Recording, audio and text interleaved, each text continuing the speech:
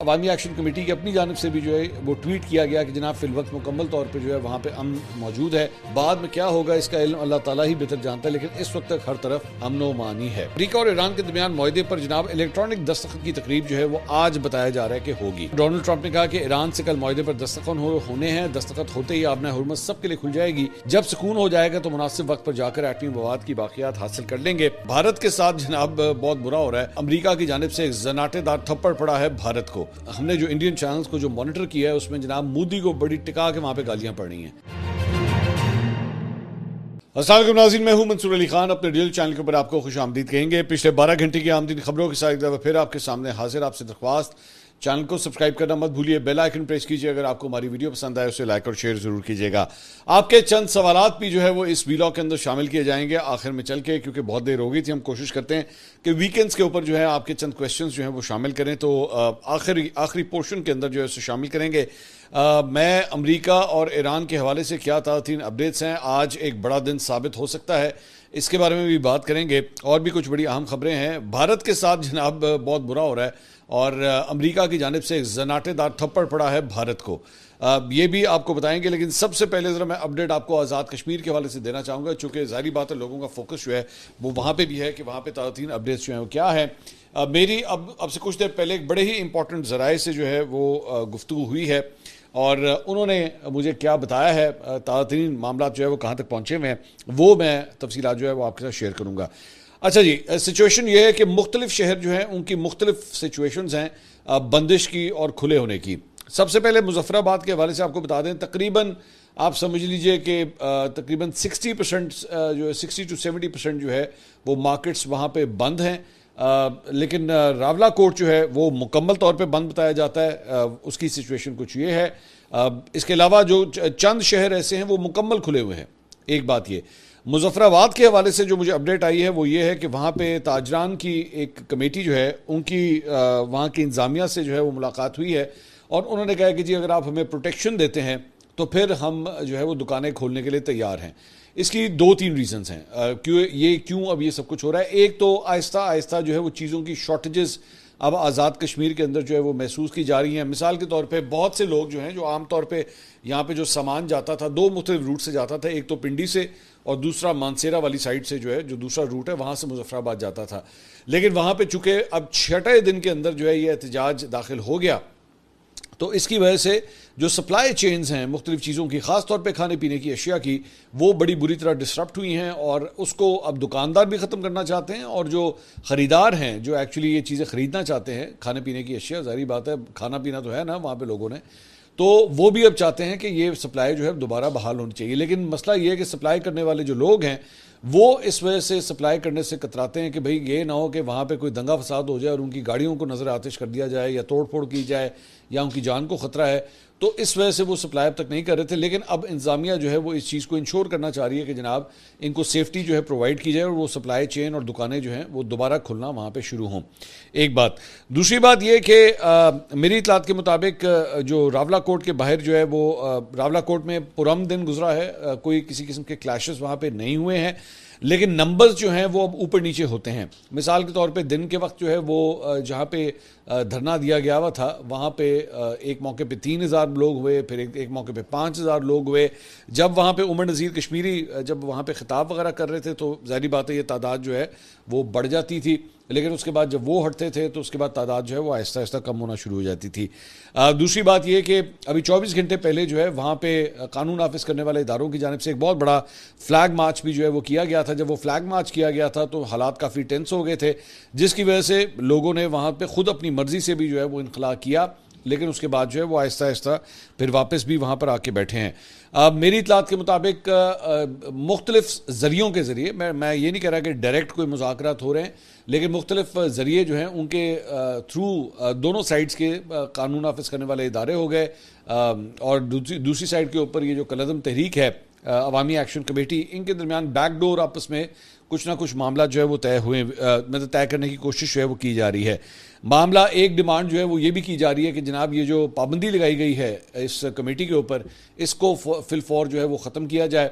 इसको अगर आप फिलफौर ख़त्म करते हैं तो फिर जो है वो बातचीत का ज़रिया जो है वो खोला जाए और उसके बाद लॉन्ग मार्च जो है वो ख़त्म किया जाए। अब मसला ये है कि जब तक जिस तरह इनको कलअदम करार दिया गया है, जब तक ये कलअदम करार दिए गए हैं तब तक बाकायदा तौर पे अब वफाक की जानिब से कोई टीम जो है इनसे डायरेक्ट बातचीत भी नहीं कर सकती, क्योंकि उनके ऊपर तो पाबंदी लग चुकी है।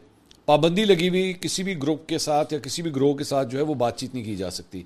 तो इसलिए अब उनकी भी ये डिमांड है कि जनाब ये जो हमें कलअदम करार दिया गया है इसको ख़त्म करें, ताकि उसके बाद हम बातचीत का जो है वो सिलसिला दोबारा शुरू करें।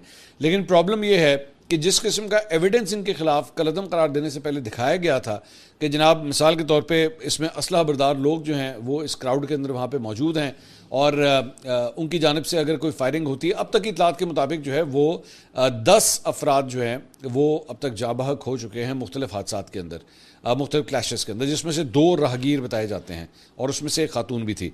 तो ये जो लॉस ऑफ लाइफ है या जानों का ज़िया है, ये बड़ी इंपॉर्टेंट बात है कि अवामी एक्शन कमेटी से ये मुतालबा किया जा रहा है कि जी इनसे जब तक अपने आप को आप अलग नहीं करेंगे, ये जो असलहा वगैरह अंदर दाखिल हुआ है क्राउड के अंदर, ये सबसे पहले जो है यहाँ से निकलना बहुत ज़रूरी है। उसके बाद ही मामला जो है वो किसी तरफ आगे जाएंगे। अब जाहिर बात है क्योंकि इतने दिन हो चुके हैं, एक बात जो मुझे कम से कम मुख्तलिफ ज़रिए से पता लगी है, ये डिसाइड कर दिया गया है कि जनाब इन लोगों को रावला कोर्ट से जो है किसी भी सूरत जो है मुजफ्फराबाद नहीं आने दिया जाएगा, किसी सूरत नहीं आने दिया जाएगा।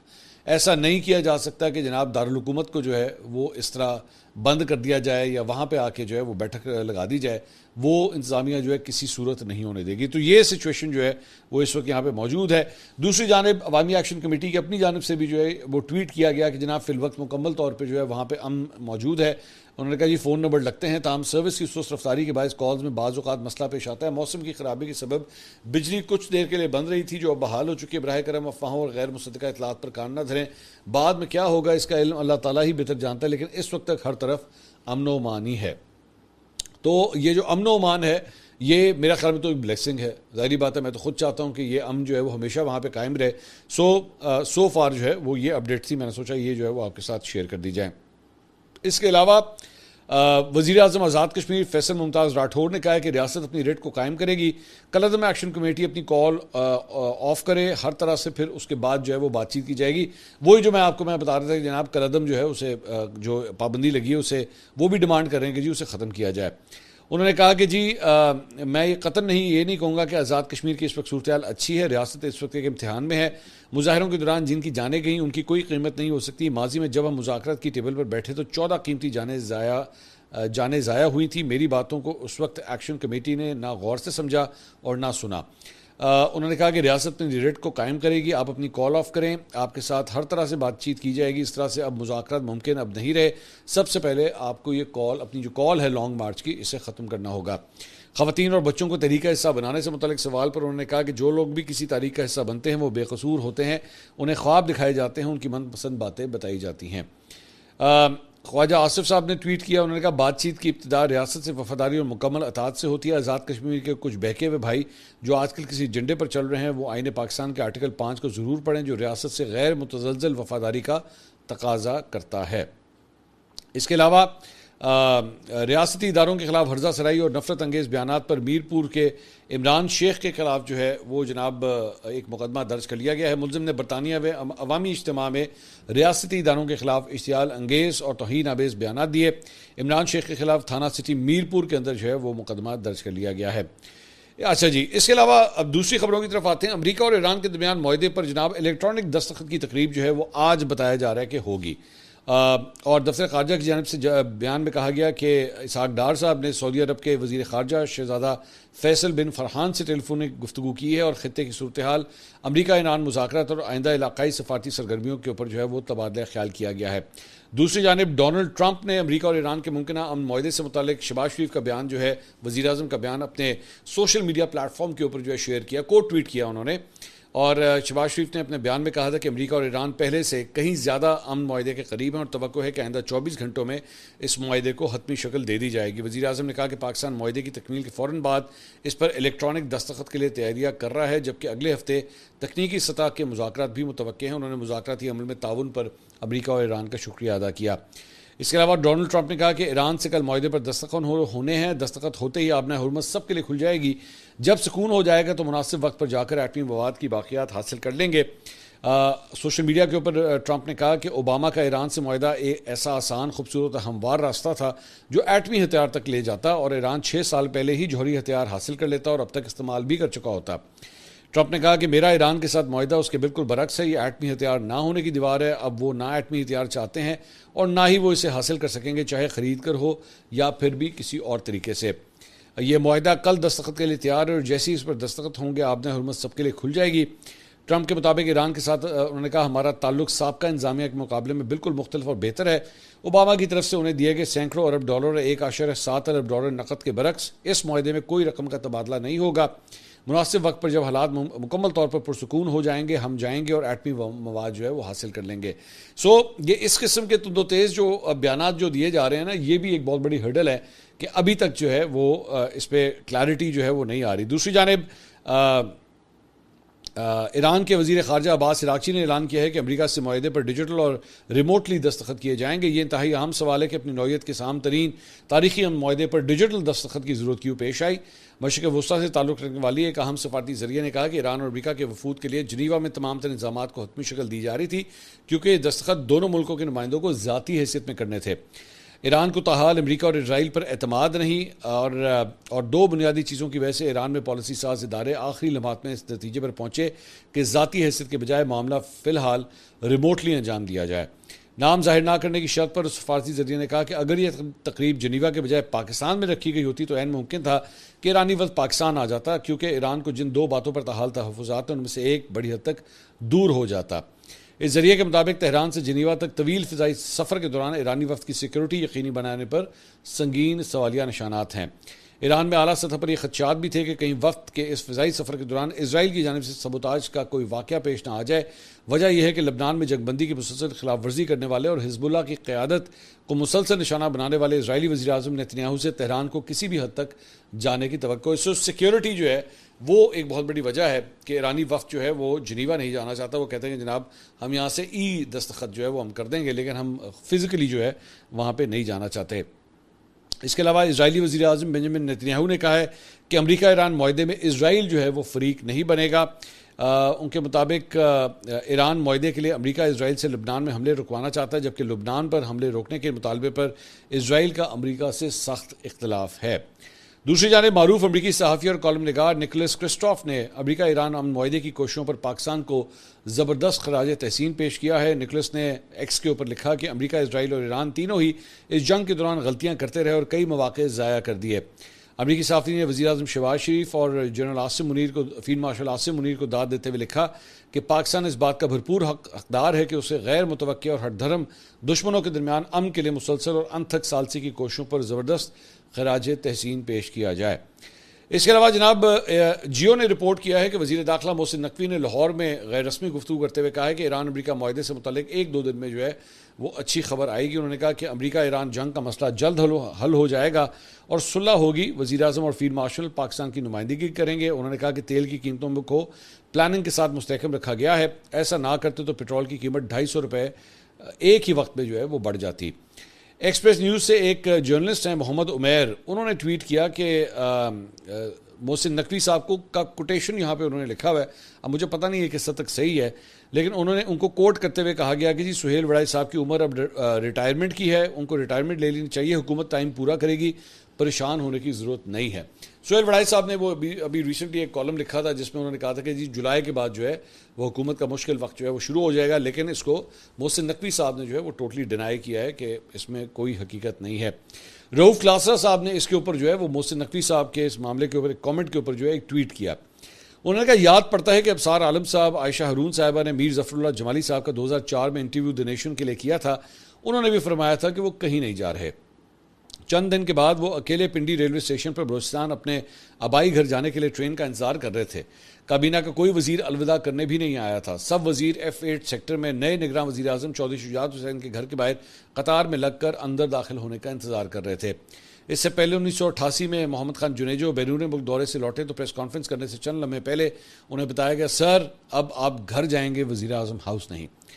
बेनज़ीर भुट्टो को भी यही बताया गया कि वो कहीं नहीं जा रही। आरिफ निज़ामी की इस सुबह खबर थी कि आज उनकी हुकूमत तोड़ दी जाएगी और शाम तक वो टूट गई थी।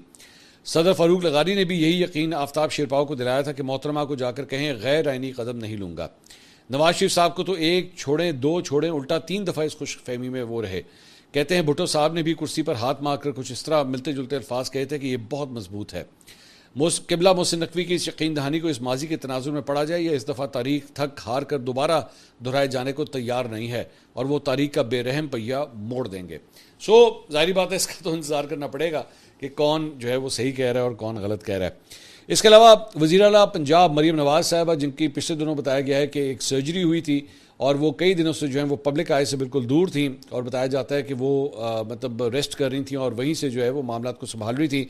तो आज मेरी एक बड़ी इंपॉर्टेंट सोर्स से जो है मुलाकात हुई और उन्होंने मुझे बताया कि जनाब पीर से जो है वो वज़ीर आला मरीम नवाज़ जो हैं वो अपनी ज़िम्मेदारियाँ संभालने लगी हैं और जो रूटीन की मीटिंग्स वगैरह जो होती हैं वो भी अब वो कॉल करना शुरू कर रही हैं।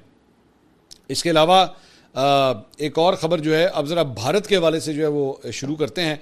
और भारत को जनाब बड़ी सख्त शर्मिंदगी का सामना करना पड़ा है और इस वक्त हमने जो इंडियन चैनल्स को जो मॉनिटर किया है उसमें जनाब मोदी को बड़ी टिका के वहाँ पे गालियाँ पड़ रही हैं।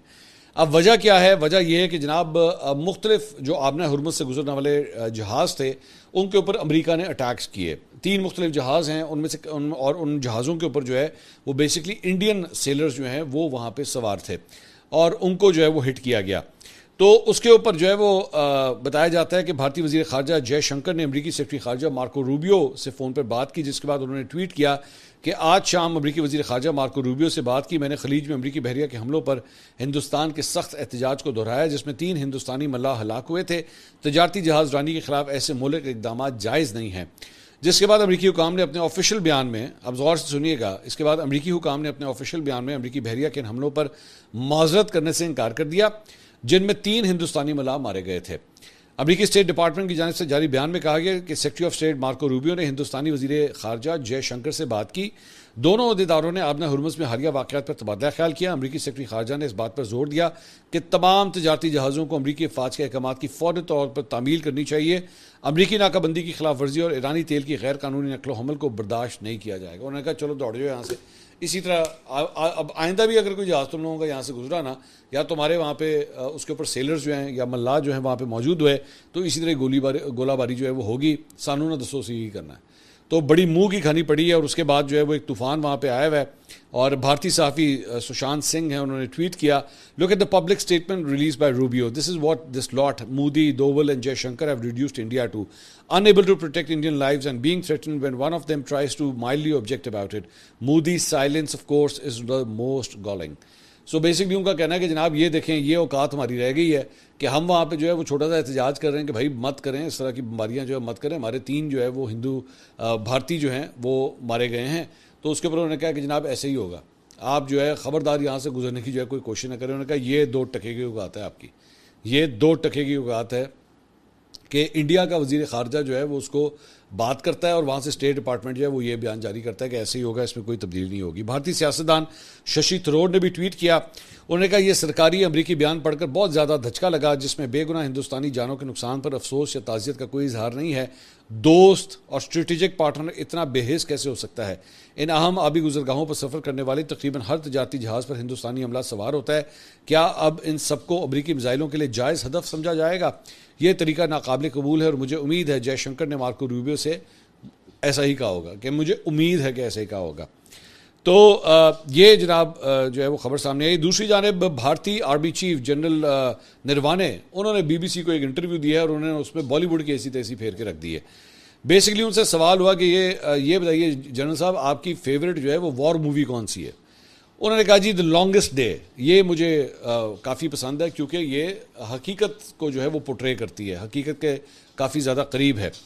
तो इस पे जो है उन्होंने कहा कि उन्होंने कहा कि हमारी जो बॉलीवुड की अलबत्ता जो फिल्में होती हैं वो गलत चीज़ें पोर्ट्रे करती है। उनसे सवाल हुआ कि आप कोई ऐसी बॉलीवुड फिल्म है जो आपकी फेवरेट्स में शामिल हो, तो जनरल नरवाने ने कहा कि नहीं, क्योंकि इसमें सच्चाई नहीं दिखाते, और सच्चाई ये है कि war is a bloody game. वो इसको रोमांटिक बनाकर दिखाते हैं जिससे लोगों को गलत तासुर मिलता है कि जंग एक आम चीज़ है। ऐसा नहीं है, किसी पर जंग मुसल्लत करना या हमला करना बहुत सोच समझ कर करना चाहिए। तो ये बेसिकली इस तरह की आपने देखा होगा सनी देओल वगैरह की फिल्में, और इन लोगों की जो फिल्में हैं इनको बड़ा शौक होता है वो बनाने का, कि जनाब बस इंडिया की फ़ौज जो है वही सब कुछ करती रहती, बाकी सारे भावें चीनी हों पाकिस्तानी हों, कोई भी ये समझते हैं कि कुछ भी नहीं है। तो इनको जो है वो बेसिकली रियलिटी चेक इनके अपने इंडियन आर्मी चीफ ने दे दिया कि बंदे दे बच्चे बढ़ो ये वॉर है, ये इस तरह नहीं होता है कि बॉलीवुड की फिल्म नहीं है कि जिस तरह तुमने समझा जनाब हीरो की जो है वो इस तरह एंट्री हो रही है। आप कुछ क्वेश्चंस जो हैं वो आपके ऐड कर लेते हैं। साबिर सुल्तान साहब ने सवाल किया, मंसूर भाई आपने खेलों के बजट पर तबसरा करते हुए कहा कि इस बजट में तो कोई गोल्ड मेडल नहीं जीता जा सकता, मेहरबानी फरमाकर महाना हो जो 40,700 रुपये वाली खबर पर भी तज्जिया करें, क्या इतने रुपए में घर चलता है? नहीं, बिल्कुल नहीं चलता भाई, बिल्कुल भी नहीं चलता। लेकिन हकीकत यह है कि क्या आपकी जो मौजूदा हुकूमत है, क्या इसका गरीब इंसान के साथ कोई कनेक्शन है? 40,700 तो आप छोड़ दीजिए ना, क्या इस मुल्क में 40,700 की तनख्वाह को इंश्योर भी किया जाता है? सबसे पहले तो सवाल ये है ना। अब बाकी तो पैसों तो आप छोड़ ही दीजिए। क्या आप मुझे कह सकते हैं कि पाकिस्तान के अंदर जो है वो कोई भी शख्स जो है वो मिनिमम 40,700 रुपये पे काम करता है? नहीं करता। यही हकीकत है कि नहीं करता। तो 40,700 के ऊपर क्या गुजर बसर हो रही है? मैं तो कहता हूं कि बेहतर तो ये हो कि इन लोगों के जितने भी आपके पार्लियामेंट के अंदर एमएनएज एमपीएस हैं ना, सबको कहें कि अपने पूरे स्टेन्योर में, ज़्यादा मुश्किल काम नहीं है, पूरे स्टेन्योर में 40,700 रुपये इनके हाथ में पकड़ाएं और इनसे कहें घर चलाएं। अब इसके ऊपर ये जो टाइम है ना, टाइम है 365 है ना, चले 365 दिन होते हैं ना, और कुछ नहीं तो आप तमाम एमएनएस को कहें कि एक एक दिन ना एक एक एमएनए वो 40,700 रुपये में अपना जो है ना महीना गुजार के दिखाए। बहुत मुश्किल काम है, हो ही नहीं सकता, मुश्किल का काम है, हो ही नहीं सकता। इसके अलावा रियाज खालिद साहब ने सवाल किया, मंसूर भाई ये कोई जत्था नहीं बल्कि तमाम कश्मीरी कौम इकट्ठी है, जिन 12 नशस्तों का मामला है, अगर उन्हें रखना इतना ज़रूरी है तो फिर मुतनासिब नुमाइंदगी के तहत कम करके 4 या 6 रख दी जाएँ। मेरा सवाल है कि क्या कश्मीर से ज़्यादा अहम ये 12 नशस्तें हैं? रियाज साहब, मैं अब आपको ये खबर दे देता हूँ कि अवामी एक्शन कमेटी को ऑफ़र दी गई है, ये मैं आपको खबर दे रहा हूँ कि 12 को कम करके इसको 6 करने की ऑफर अवामी एक्शन कमेटी को दी गई थी। उन्होंने मानने से इनकार कर दिया, उन्होंने कहा हम ये भी नहीं मानेंगे। अब क्या करें बताइए? जो हल आप खुद रियाज साहब आप बता रहे हैं ना, ये ऑफर उनको दी गई थी, उन्होंने नहीं एक्सेप्ट की। अब बताइए इसका सोल्यूशन क्या है? फिर राना मसरूर साहब ने सवाल किया, आज़ाद कश्मीर की हुकूमत का अवामी जॉइंट एक्शन कमेटी के मेंबरान के बारे में मौक़िफ़ अपनी जगह, लेकिन सवाल है कि आज़ाद कश्मीर की पूरी कौम क्यों जॉइंट अवामी एक्शन कमेटी के साथ खड़ी है? इसलिए क्योंकि उनके दीगर मुतालबात काफ़ी जायज़ हैं। मतलब आप जो उनके अवाम से मुतल्लिक जो मुतालबात हैं, मैं खुद आपसे कह रहा हूँ बहुत जायज़ हैं, लेकिन उन जायज़ मुतालबात को पूरा करने का तरीक़ाकार गलत है। मेरा एतराज़ उसके ऊपर है। उनमें से कुछ मुतालबात जो हैं वो ऐसे हैं जिनको कई साल लगेंगे पूरा होने में, वो यूं करके 12 घंटे में नहीं कंप्लीट हो सकते। और उन बाकी मुतालबात के अंदर जो है वो कुछ आप इस तरह की बातें अगर करना शुरू कर दें जिससे आपको ये लगे कि जनाब आप तो एक्चुअली पाकिस्तान से अपने आप को जो है वो दूर करना चाहते हैं, या पाकिस्तान की जो आपके साथ एक ब्रदरहुड है आप उसको जो है वो डाउट कर रहे हैं, तो फिर आपके बाकी मुतालबात से नज़रें हट जाती हैं और उस एक मुतालबे की तरफ सारी नज़र चली जाती है। मसला इस बात का है। इसके अलावा जुनैर अनवर का सवाल है, जी मंसूर भाई हर तरफ से मुआहदे की बातें हो रही हैं, तो क्या वाकई अब ईरान अमेरिका जंग ख़त्म होने जा रही है? और दूसरा सवाल ये कि मुआहदा होने के बाद पाकिस्तान में पेट्रोल कितने का मिलेगा? बहुत अच्छा सवाल है। पहली बात तो जी बिल्कुल लग रहा है कि जंग तो वैसे जो है वो तकरीबन ख़त्म हो रही है, लेकिन सेंसिटिव होगा ये मामला, जहन में रखिएगा, क्योंकि इजराइल जो है वो कोई भी शरारत किसी वक्त भी कर सकता है, ये जहन में रखिएगा। तो लेकिन लग यही रहा है कि अगले 24 घंटे में जो है कोई बड़ी डेवलपमेंट होने जा रही है, फिलहाल तो यही लग रहा है। आपने सवाल किया मुआहदा होने के बाद पाकिस्तान में पेट्रोल कितने का मिलेगा? सानू एड्डी जल्दी नहीं फ़र्क पैना है, तानू मैं क्लियर कर दें। आप ये मत समझिएगा पेट्रोल जो है वो 100 रुपये सस्ता हो जाएगा सिर्फ इसलिए क्योंकि अगले 24 घंटे में अगर कोई मुआहदा साइन हो गया। तो ये पेट्रोल की कीमतें कम होते होते ना कई हफ्ते लग जाने हैं, बल्कि महीने लग जाने हैं। ये मैं आपको पहले से अभी से बता दूँ, जब तक पूरी तरह सप्लाई चेन जो है वो रीएक्टिवेट नहीं होगी ऑयल की, ये तब तक पेट्रोल की कीमत वापस मतलब 27 फरवरी से की जो सूरत हाल थी, 28 से पहले, 28 को जंग शुरू हुई थी, 28 फरवरी को, उससे पहले की सूरत हाल में आने में कई हफ्ते लग जाने इस बारे में। ये मैं आपको भी से प्रोटेक्ट करके बता दूँ। अगली वीडियो में आपसे दोबारा मुलाकात होगी। अल्लाह हाफ़िज़।